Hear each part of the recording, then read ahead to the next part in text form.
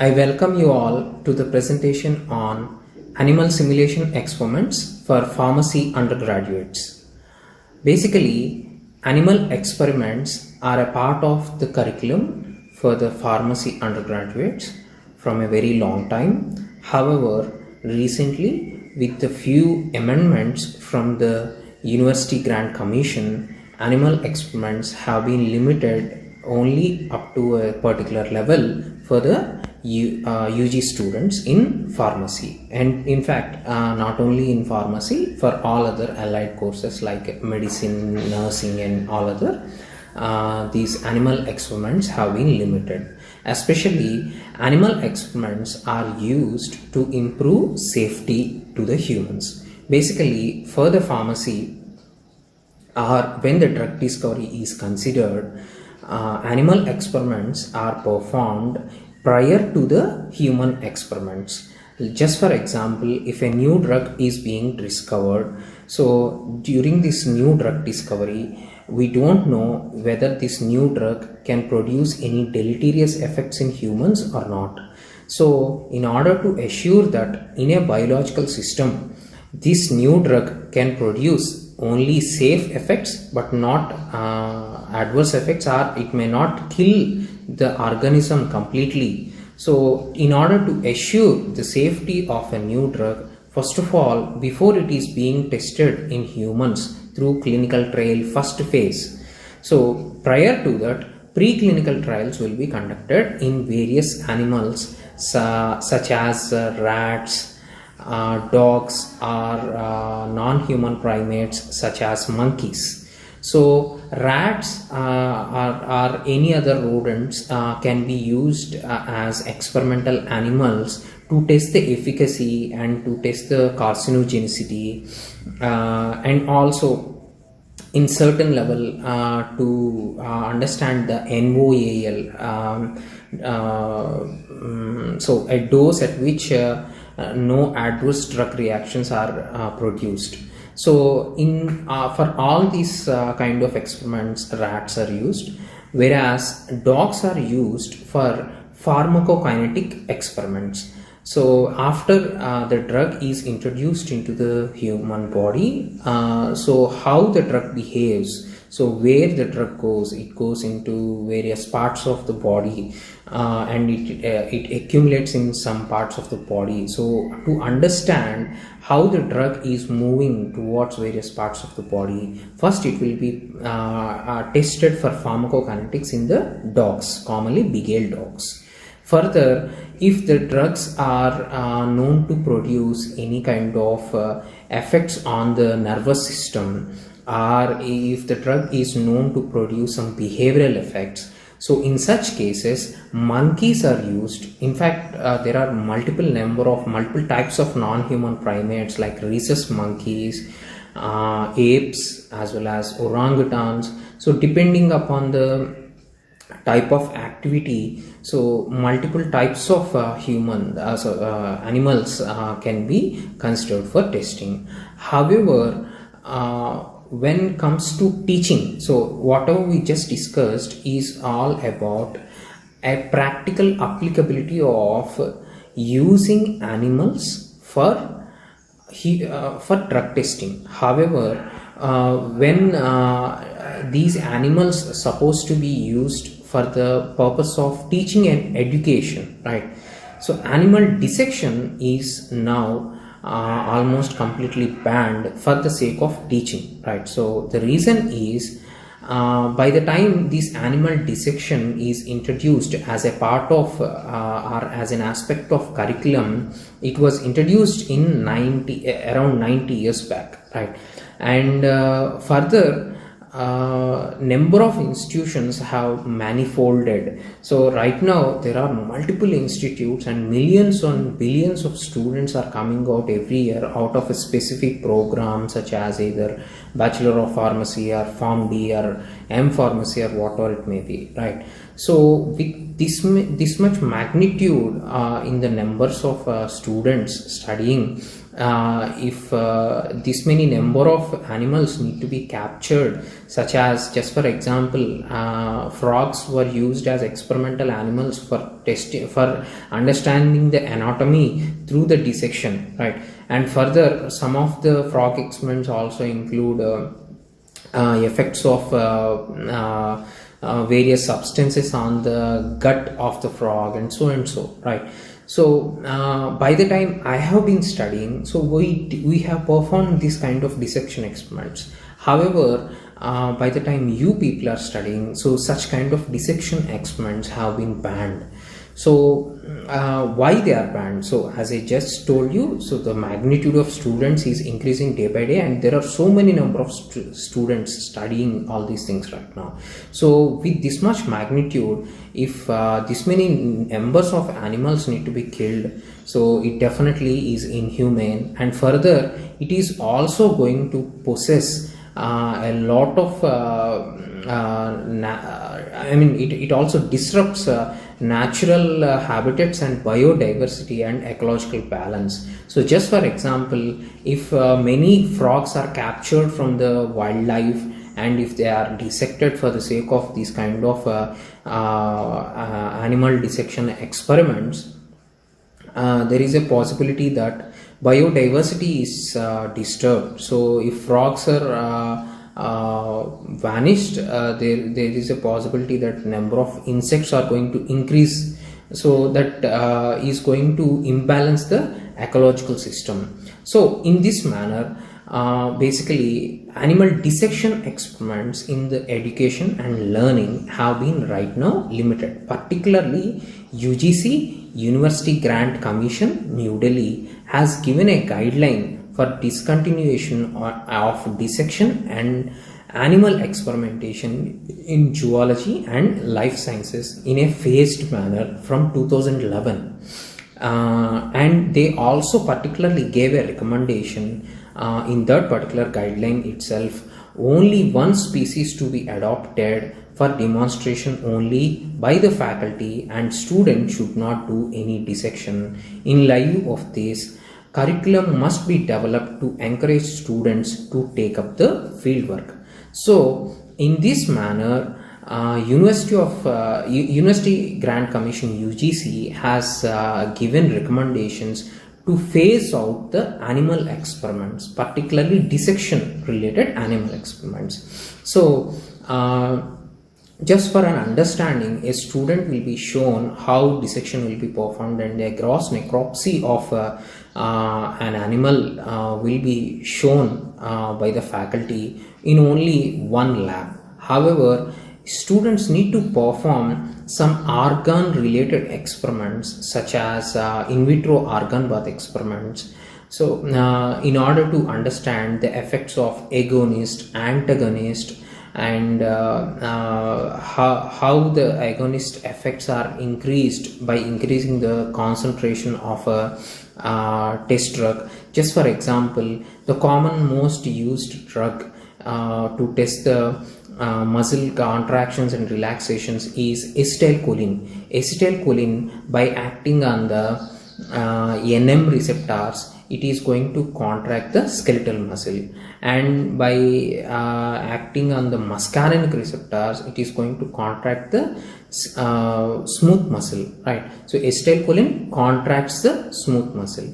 So if you want to understand how much concentration of acetylcholine produce how much contraction in a muscle, so for that you supposed to perform a simple organ bath experiment. So in this organ bath experiment, you are going to isolate a specific skeletal muscle or a smooth muscle from the from an experimental animal after sacrificing it, and you are going to mount that in an organ bath, maintain the temperature, physiological salt solution, everything, and then you are going to test whether the drug is producing such kind of contracting effects or not. However, such kind of experiments are now banned by the University Grant Commission after its 2011 guideline. Right now, it was completely banned for UG students, especially right now as we are talking pharmacy students. So then, how could you learn about all these concepts? Because the animal experiments are banned, it should not interfere, it should not produce any hindrance with the learning experience, right? So your learning experience could now be enhanced with the use of simulation experiments, right? So this is the reason why I explained all this, right?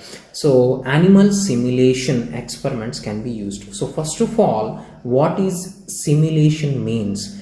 A simulation is nothing but a situation in which a particular set of conditions is created artificially. So try to understand. So these conditions are created artificially in order to study or experience something that could exist in reality. So right now we are trying to offer you an experience of an organ bath experiment in a computer simulation experiment. Okay, so instead of using an organ bath and instead of using a real tissue and instead of killing a real animal, you are going to do all this thing in a computer, right? So basically you are going to perform the experiment, you are going to feel how the experiment will be performed and how the results are going to vary depending upon the various inputs. However, you will not be directly performing it by your hands. However,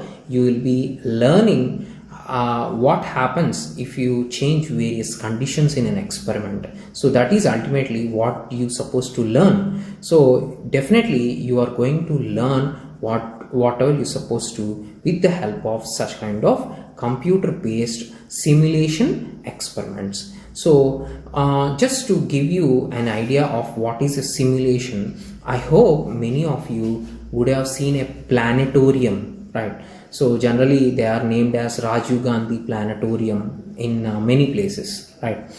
In almost all the metro cities, right? Like Kolkata, Mumbai, Delhi, even there is a planetarium in Hyderabad, right?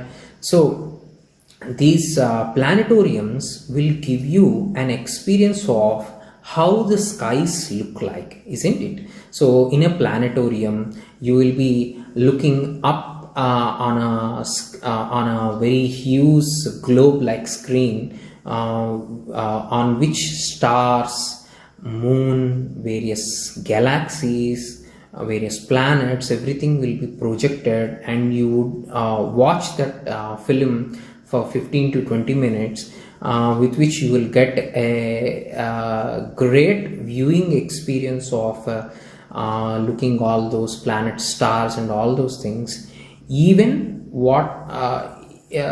just like a kind of a real experience. However, whatever you are watching is just a film, right? So in a simulation experiment also it is comparable, right? So whatever you do is not actually real, right? So however, whatever you do would be giving you a very good learning experience. So that's the basic idea of animal simulation experiments. So animals do not need to be harmed, however you will have the same kind of learning experience. So how do we do this animal simulator experiments? So there are certain animal simulator experiments providers like Elsevier, and there are certain book publishers have designed and devised certain softwares and web links in order to give this good learning experience with the use of animal simulator. So here this is just an example of an animal simulator experiment to understand the ciliary movement of a frog esophagus, right? So this is a frog, so which is actually not killed. So this is a tissue isolated from the real frog. However, it is just shown to you as a part of the demo. And further, while you are performing the experiment, there will be some computer based animations. So based upon the animations, you need to give an input and there will be an output depending upon the type of experiments you perform, right?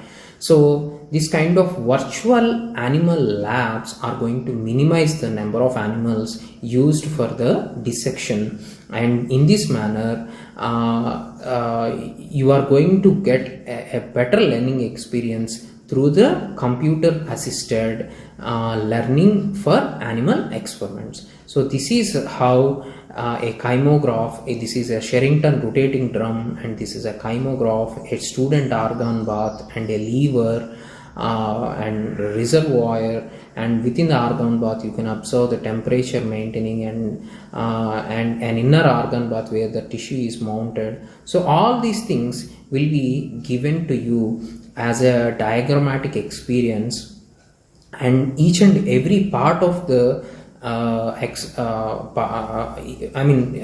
will be a description of each and every part. Like, let's say, Sherrington rotating drum, you can see there are multiple gears here. So what is the use of a gear, and what is the rotation speed in a Sherrington rotating drum, and all these kind of things will be shared to you through this computer assisted learning animal experiments, through the animal simulation experiments. So next we will see how an animal simulation experiment can be performed. So I will show you a demo of it. Let me show you an experiment on dose response curve for acetylcholine on frog rectus abdominis muscle. The objectives of this experiment is to record the dose response curve for acetylcholine on isolated frog rectus abdominis muscle. So for this experiment, if you supposed to perform this on a real animal, you supposed to sacrifice a frog and isolate the rectus abdominis muscle. So it is present it is present on the abdomen. So you can observe that in the consecutive video of this presentation itself.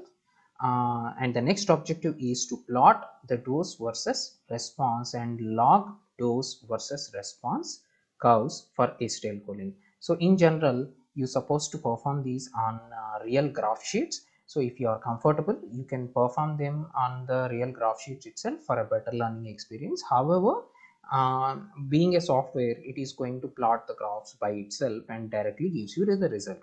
Okay, and to understand the concept of threshold concentration, ceiling concentration, and half maximal effective concentration, so you are going to understand these three concepts after performing this experiment. And further, to determine the PD2 value for acetylcholine on frog rectus abdominis muscle. So these are all the objectives of this experiment.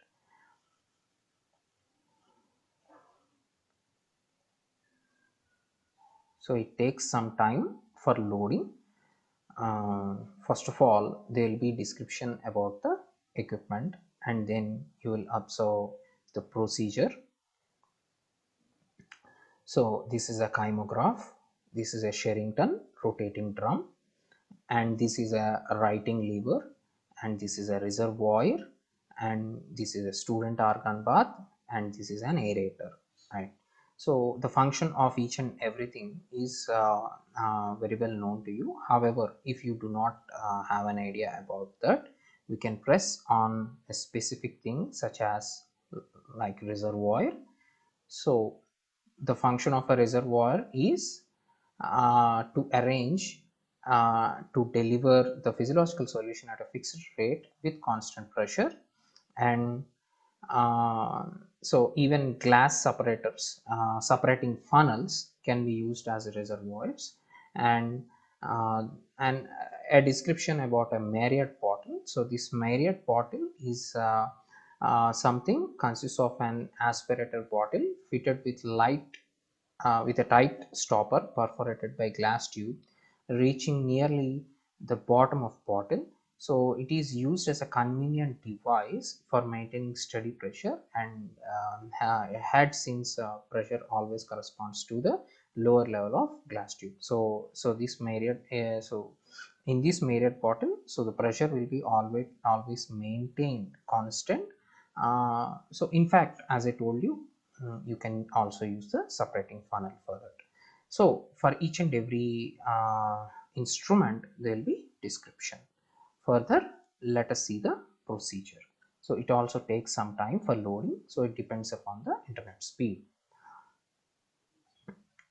Right.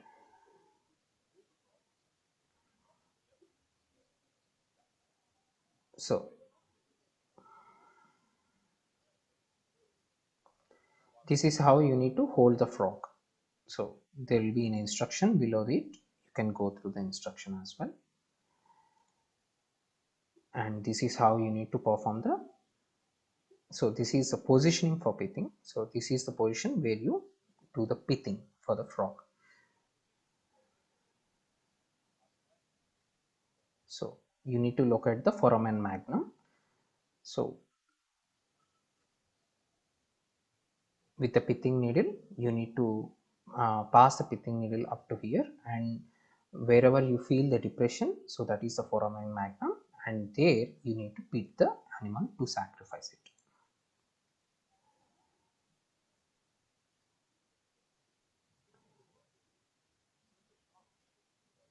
So this is how you need to perform the pithing. The needle has to be inserted into the foramen magnum to destroy it, and once the spinal canal is open, it needs to be yeah yeah Once this foramen magnum is open, you need to destroy a part of the spinal cord by inserting the needle backwards. Okay, so like this. So once you insert the needle backwards, so the frog may urinate and it throw the hind legs in convulsion.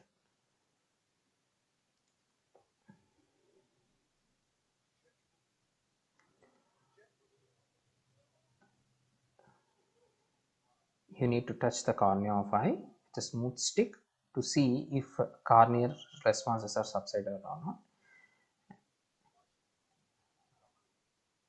So you can observe the pricking response also. By pricking you can observe if a touch reflex is present or not. If a touch reflex is present, you should not continue further to dissect.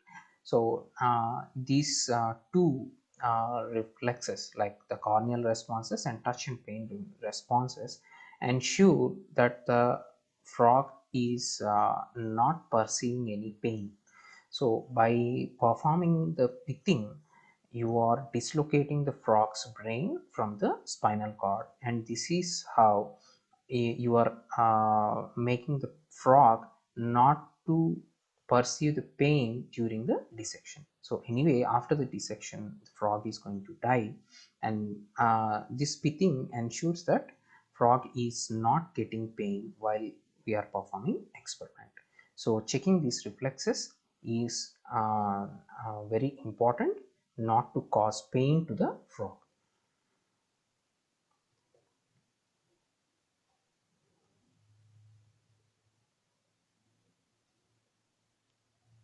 And in this video you are going to observe how the frog rectus abdominis muscle can be isolated. Yeah, so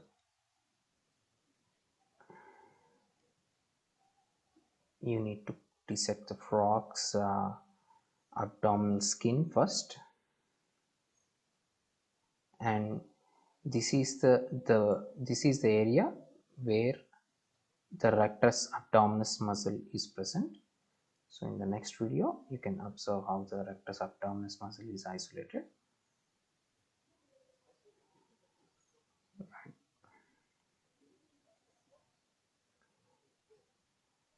You need to lift the tissue with the help of a blunt forceps and you need to cut that portion of rectus abdominis muscle with the help of a sharp scissor.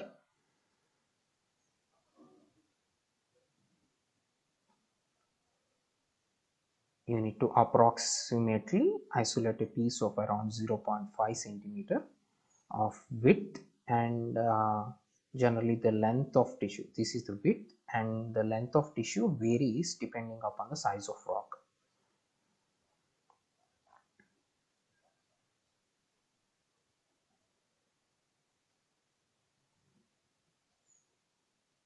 So this much piece need to be cut and isolated, and this piece need to be mounted into an argon bath, and then you can continue to perform the experiment.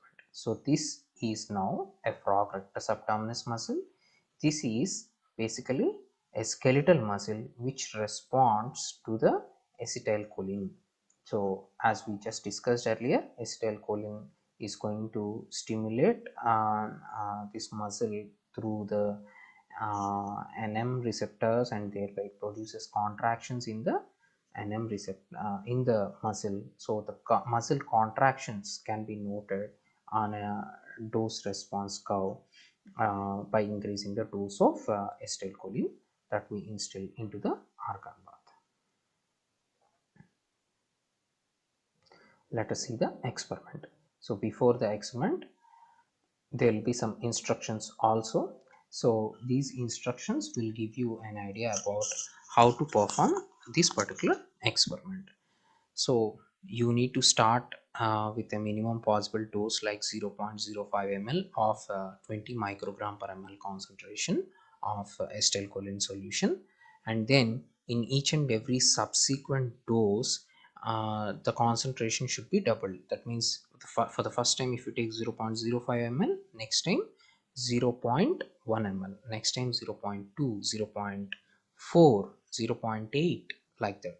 So it should be increased in such a manner that until you get a maximum response, you need to continue taking these responses, and all these responses need to be noted, and these recorded responses of geometrically increasing doses till maximum response is achieved, they should be recorded, and ideal doses are mentioned here. And once the maximum response is achieved, so do not repeatedly expose the tissue to the maximal dose. So such repeated exposures may affect the responsiveness of the tissue, and basically so this argon bath's volume is given here for the purpose of calculation. So here it is 20 ml. So let me close the experimental instructions, and let me go into the performing of experiment. So first of all, we need to wash the tissue. So you can observe within the internal argan bath here tissue is mounted, and you can also observe aerator is attached and air is getting entered into the internal argan bath, so that this also gets air, so the tissue also gets air, right? So further, the temperature of external argan bath is maintained somewhere around 30 degrees, so somewhere around 25 to 37 degrees centigrade depending upon the tissue, so that the tissue gets exact temperature just like the temperature of an animal, right? So after washing the bath, so the internal argan bath ultimately provides sufficient volume of the fluid, nothing but physiological salt solution, which can be removed and replenished again and again to ensure the proper supply of ingredients for the tissue, right? So which includes drugs, which includes all the physiological salts, right? So first let us take the baseline. So after we press the baseline, so it's going to take the baseline for 45 seconds, you can observe. So after taking a baseline, let us select a dose. So let me select a dose of 20 microgram per ml. So in this 20 microgram per ml, I'm going to take an amount 0.05 ml and inject. So this much will be injected into the internal organ bath, and after injecting you can observe a response. So because it is a very less dose, here you observe that there is no response achieved. So let us wash this again in order to remove the acetylcholine that is instilled into the organ bath, right? So after washing, let us take a baseline again, and then let us now choose 0.1 ml and let's see if it gets a response. Oh, the 0.1 ml has now given a slight response, you can observe. So after instilling this 0.1 ml, after getting the response, we are now washing it again. So after washing, so the muscle relaxes as the acetylcholine is injected or instilled into the internal organ bath. This acetylcholine mixes with the organ bath solution and it attaches to the organ and it is going to contract the muscle. So the contraction of muscle rises the liver, and the rising of liver is going to note a response here, right?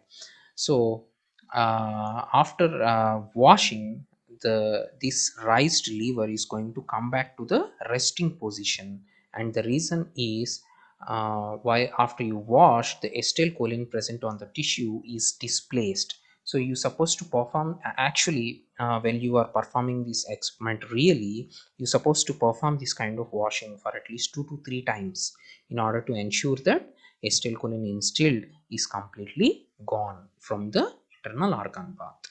So let us choose another dose and inject it again. So try to observe, I have been injecting the doses in a doubled manner. So from 0.05 it is 0.1, from 0.1 it is 0.2, and then 0.4, like that. So you can observe with 0.2 ml of 20 microgram per ml concentration of acetylcholine, the response was showing a better, right? So it was a better response compared to 0.0, sorry, 0.1, right? So let us see what happens if we inject 0.4.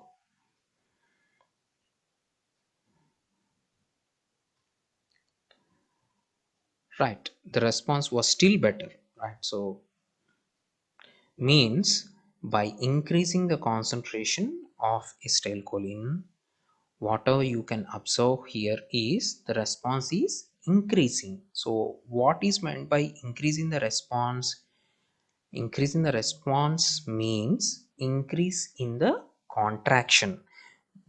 While the muscle is contracted, the lever is rising. So while you increase the concentration of acetylcholine, the muscle is contracting greater and greater in magnitude, and this ultimately makes the muscle to I mean gives rise to increased responses on the chymograph. Further, as you can observe, in the last concentration we achieved up to 0.8 ml.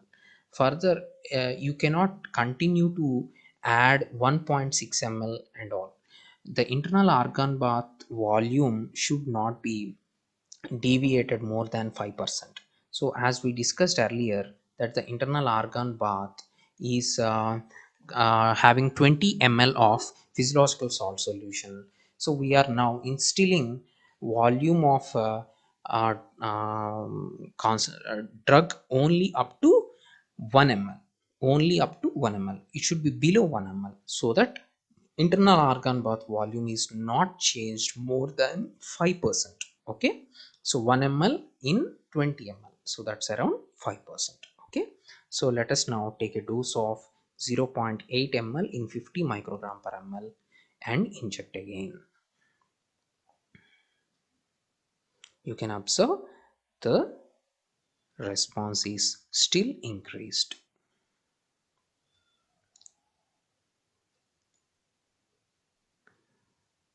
Again, you need to wash it and take a baseline.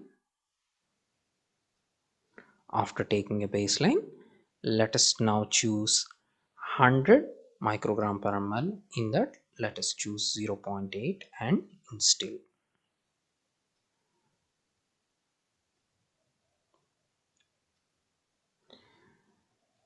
One more thing that you need to observe over here is contact time.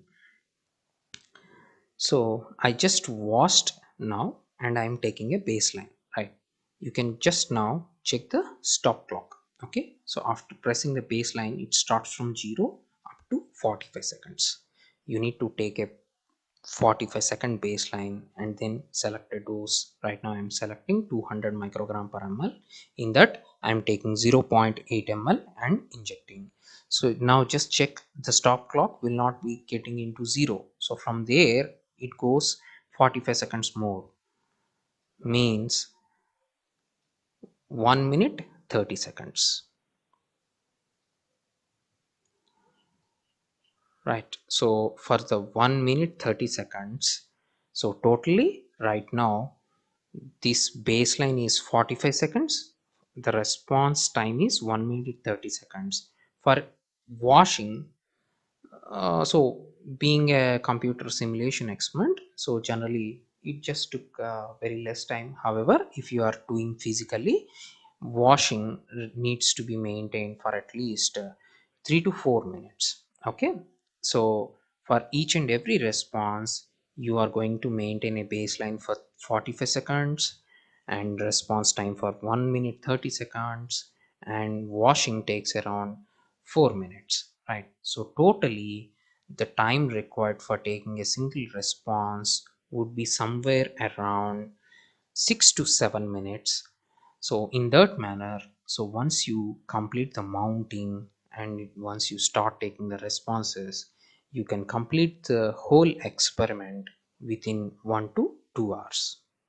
Okay, so right now we have taken all the responses on this kymograph. Let us now go to observation and see the responses, observe the responses.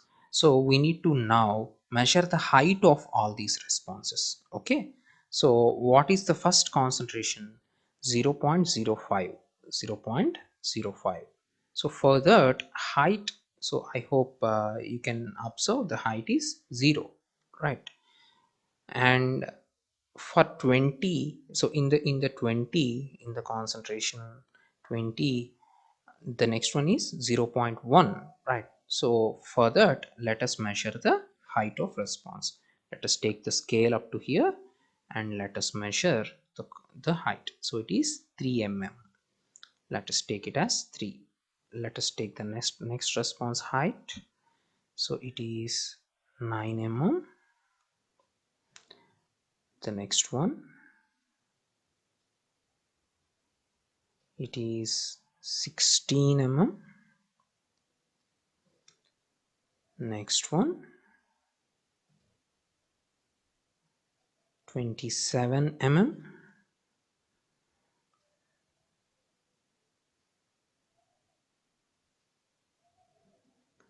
And the next one, 39 mm.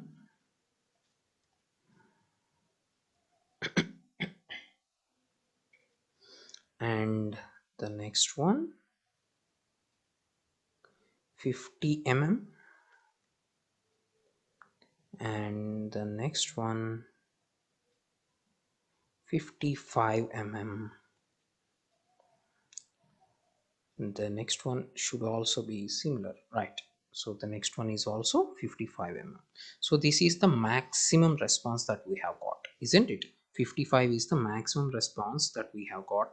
So enter the maximum response here and submit. Right, let me explain this whole table right now. First of all, we chose 0.05 ml in 20 microgram per ml concentration, isn't it? So this accounts for a total of, so you just need to multiply these two. This accounts for a total of 1 microgram of acetylcholine in the argon bath, isn't it? Within the argon bath, it is 1 microgram. So now, what is the volume of argon bath? It is 20 ml, right? So that's why you now injected 1 microgram in 20 ml. So 1 microgram in 20 ml is the concentration in argon bath. You need to turn that into microgram per ml. So microgram, so 1 by 20 microgram, so nothing but 0.05 microgram per ml. Okay, and you need to take a log of this to plot a graph.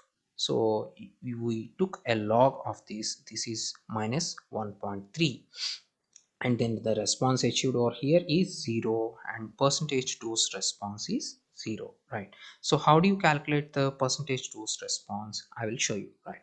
So let us take a response which is not a 0, right? Let us take a response like this, which is in the middle, right? Somewhere around 27, right? The maximum response is 55, the middle response is 27. Okay, so the concentration of acetylcholine in the test tube is 20 microgram per ml, and the amount you instilled into argon bath is 0.8 ml. And finally, the concentration of acetylcholine after multiplication of these two is 16 micrograms, and you instilled 16 micrograms of acetylcholine into argon bath containing 20 ml. 16 by 20 is equal to 0.8 ml. The log of 0.8 ml is minus 0.1, and further you got a response of 27 mm. Then what is percentage dose response? So this percentage dose response is calculated based on the maximum response. So the maximum response achieved in this experiment is 55, isn't it? So you need to consider 55 as 100. Okay, you need to you can just do a small cross multiplication to get this. You need to consider 55 as 100.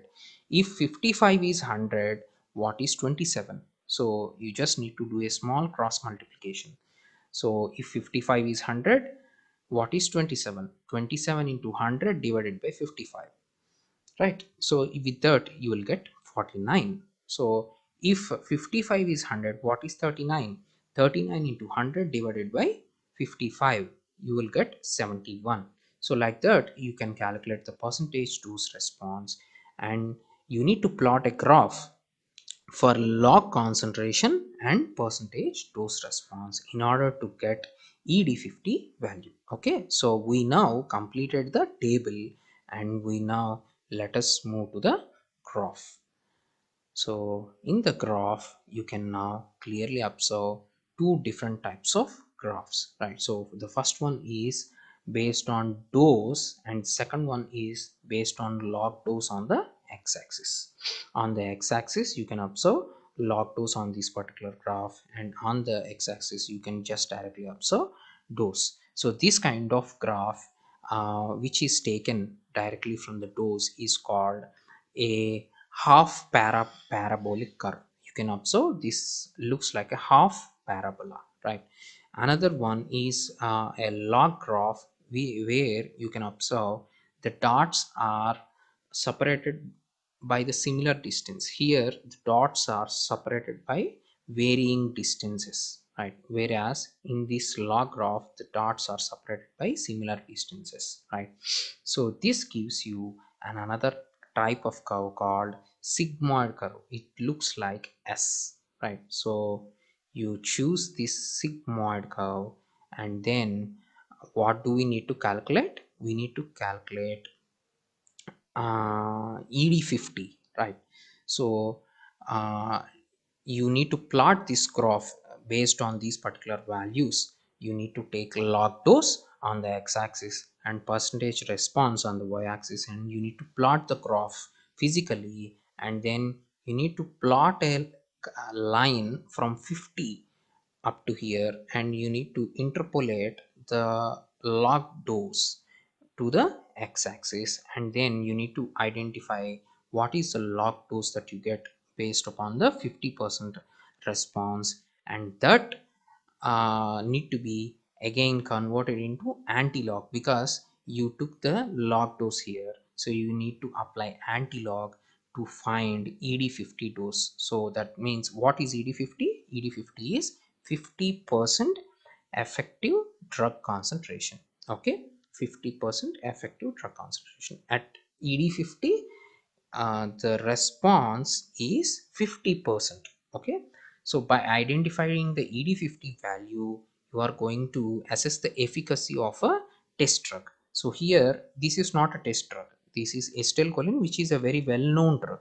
So that's why you may not require to perform the ED50. But however, if you understand the calculation of ED50, it will be helpful for you to understand how to perform this kind of ED50 calculation for a test drug, so which you may perform after you join in a company or an industry or so.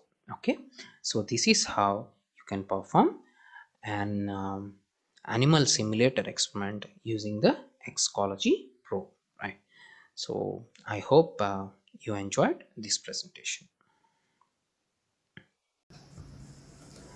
Thank you. So my name is Santhiverdhan Chinni. I'm an associate professor from Department of Pharmacology in Raipur. So for any kind of assistance related to animal simulation experiments, you can ping me on my mail ID. Thank you.